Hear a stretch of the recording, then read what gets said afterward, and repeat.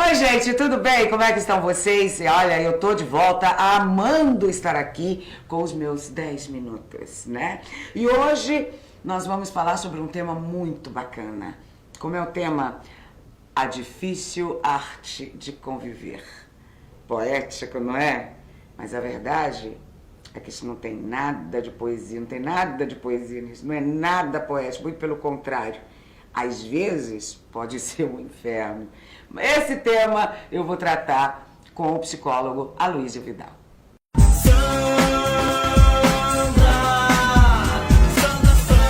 Aloísio Vidal.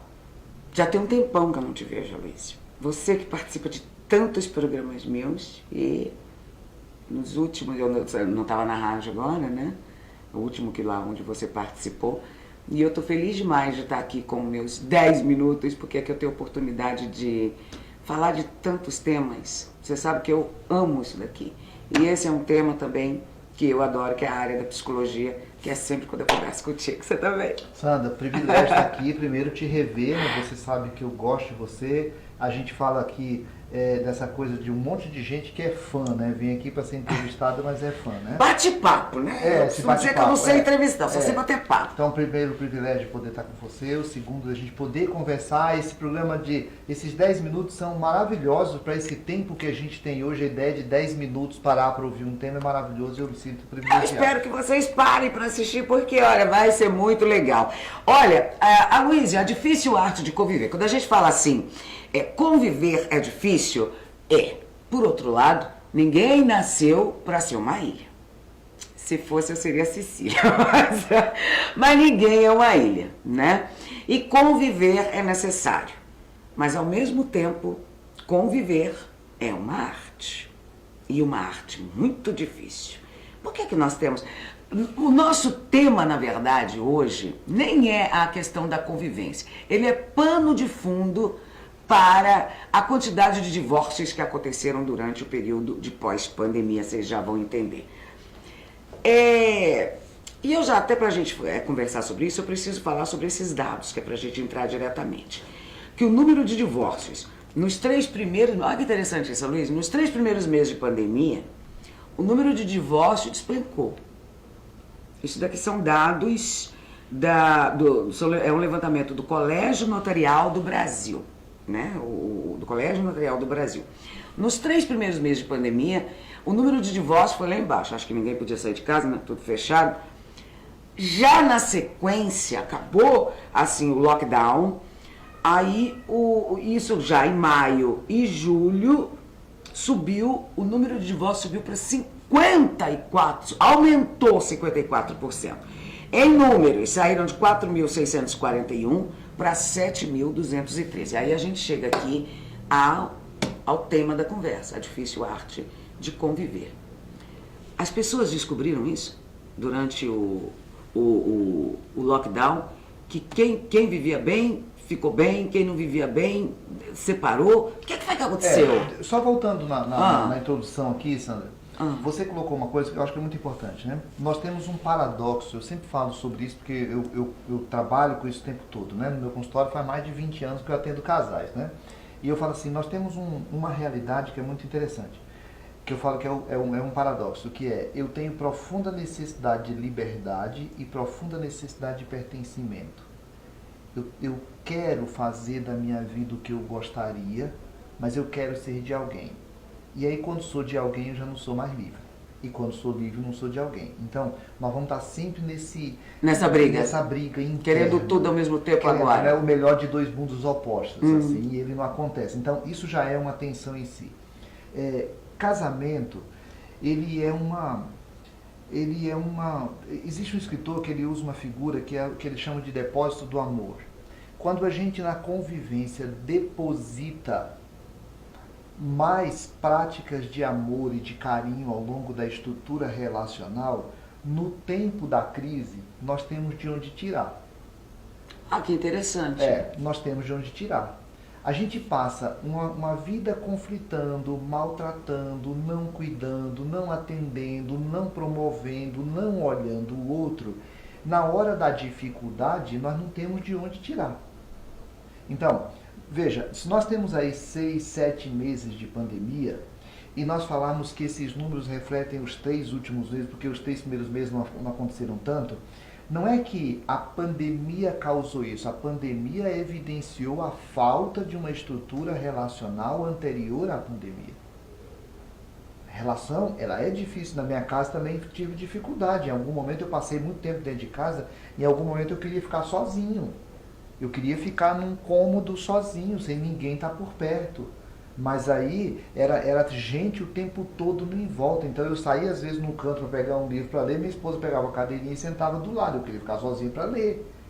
Mas a estrutura anterior dá condições para a gente poder viver a pandemia. Então, esses números refletem muito o que não existia antes, mais do que o que passou a existir depois. Ficou evidenciado. Ficou evidenciado. Durante a pandemia. Não foi nem durante, foi no depois, porque o durante evidenciou.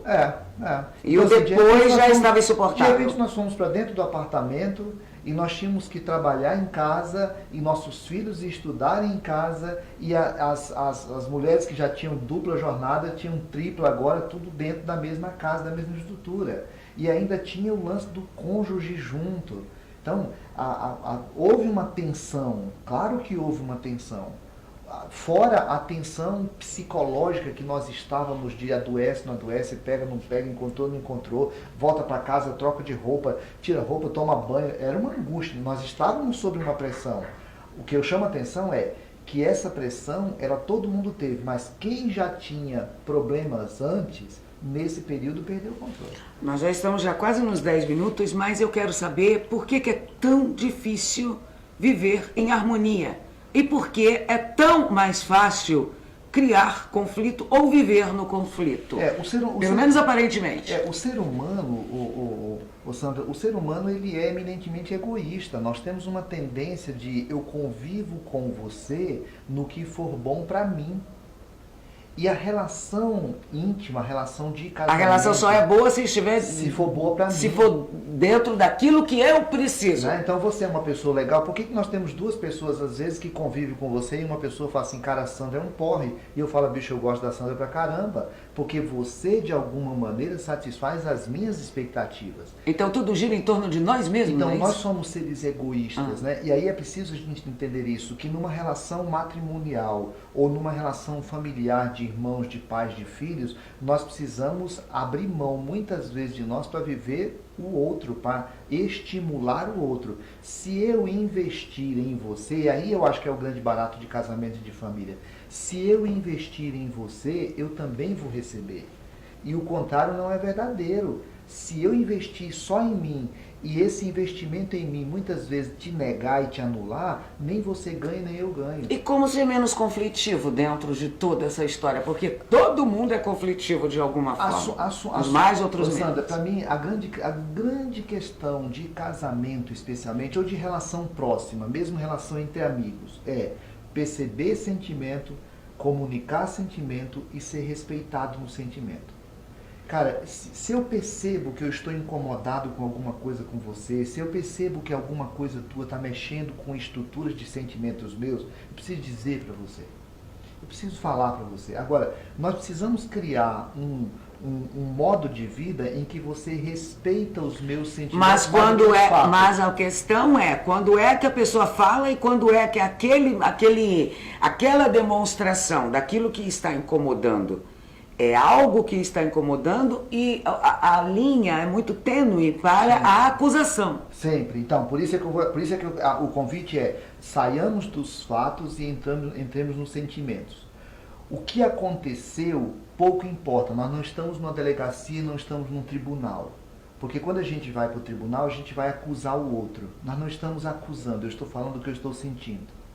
Então, vamos sair dessa história. Não importa o que você fez, mas importa como é que eu me senti quando você fez. Então, não vou discutir o que você fez, eu vou discutir o meu sentimento. Pois é, agora que já estamos aqui numa mesa aqui de quase a terapia é para você, não é para mim não, tá? Ou para todos nós. Mas também existe dentro de relacionamentos, Aloysio, quando a pessoa ela está disposta e bem intencionada. Eu estou falando de homens, falando de mulheres, não há aqui o gênero. Há essa boa intenção em comunicar, o sentimento para tentar fazer com que o outro entenda. Só que o outro, às vezes, também pode entender de forma errada e entender aquilo como resolva o teu problema. Então, Sandra, eu estava conversando com noivos esses dias que vão se casar agora, né? A gente faz um acompanhamento lá. Isso precisa virar um padrão. Nós precisamos, relação é uma coisa para ser construída, Isso não é só para sempre, ser acontecida, cara. Não é para ser acontecida só, é para ser construída. Nós somos educados, nós vamos trabalhar a nossa relação. Se eu me disponho a sair com você aqui de moto, agora há pouco nós estávamos ouvindo o Paulo falar que vai viajar, né? Se nós dispomos sair daqui para ir de moto, eu e você, para Manaus, nós temos que combinar a viagem. A viagem nós temos que estar trabalhando isso. Relação também. A gente precisa trabalhar a relação para que a comunicação seja o principal foco da manifestação de uma relação. Por falar em viagem, eu acho que antes de casar, todo mundo deveria fazer uma viagem durante um mês, juntos. Só os dois. Se sobreviver a uma viagem de um mês, vai sobreviver ao casamento. Não existe coisa pior para se separar alguém do que uma viagem, não é não, Luísio? O que você acha? A viagem, eu já vi irmãos... Separa amigos, separa se há muita diferença, separa. Se há muita similaridade, aí junta. É uma viagem do nosso assim, casar, ser amigo, é uma viagem. Que a gente precisa investir um no outro. Sandra, eu acho que isso é importante. Eu preciso investir em você se eu quiser que você seja meu amigo. Eu acho que as coisas elas começam a complicar quando você escreve assim, lá no Facebook, entre outras coisas, o Facebook é só uma representação, você escreve assim, o que eu espero do amor? O que você gostaria de encontrar no amor? Gostaria de encontrar alguém que me desse isso, que fosse assim pra mim, que me amasse, que cuidasse de mim, que não sei o quê. Quando isso daqui é o que acontece, é a prática, mas o certo seria o contrário, né? Eu gostaria de encontrar alguém que estivesse disposto a receber o meu amor, que estivesse disposto a receber o meu carinho, o meu afeto, eu vou querer cuidar, eu vou querer isso. A gente só pensa no que vai receber. Não somos tão franciscanos, né, ou tão cristãos, né, vamos dizer. Mas eu acho que a ideia é essa, que a relação precisa ser troca, ela não pode ser alguma coisa, o que é que a pessoa pode ser para mim. Eu acho que o caminho é esse mesmo, tá certo. Eu acho que a frase do programa hoje aqui virou a que você disse, o casamento é uma viagem, tá? Então, viagem juntas, mas não é viajar, tá? Literalmente falando, é fazer essa viagem em harmonia. É difícil a harmonia, praticar a harmonia é difícil. A pandemia foi uma crise nessa grande viagem que nós fazemos. Ela não era a viagem, ela era uma crise no meio da viagem. Nós viajamos juntos e deu um problema lá na frente. Agora, a estrutura que nós tínhamos antes é que vai garantir se a gente é capaz de sobreviver ou não. Bom, para a gente fechar, eu demorei a vida inteira para entender que a palavra mais importante na nossa vida, ou uma delas, é justamente essa, harmonia. E a coisa mais difícil. Frasezinha, Sandra, que eu gosto muito. Muitas vezes é melhor ter paz do que ter razão. Ô coisinha difícil essa de achar que é a tal da harmonia. Bom, Aloysio, foi bom para você? Muito bom sempre. Muito obrigada. E olha, a gente tem muitos outros temas daqui para frente para a gente conversar também. Você sabe que onde eu estou, você também faz parte. Muito obrigado. Tá bom? Muitíssimo obrigada a você e a gente se encontra. Tchau.